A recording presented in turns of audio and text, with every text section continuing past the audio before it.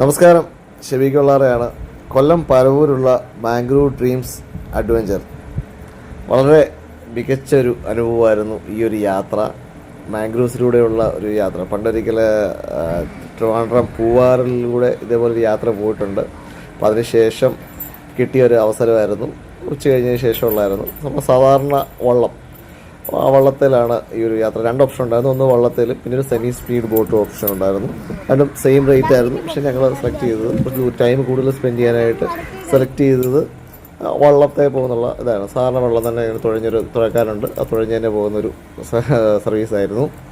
നല്ല രസമുണ്ടായിരുന്നു. നല്ല മാംഗ്രൂവിലൂടെ ഉള്ളൊരു യാത്ര. പിന്നെ ഇടയ്ക്ക് കുറച്ച് ഭാഗത്ത് നമുക്ക് ഇറങ്ങിയൊക്കെ നിൽക്കാമായിരുന്നു. പിന്നെ ഒരുപാട് പേര് കയാക്കിങ് ചെയ്ത് തന്നെ പോയിട്ടുണ്ടായിരുന്നു.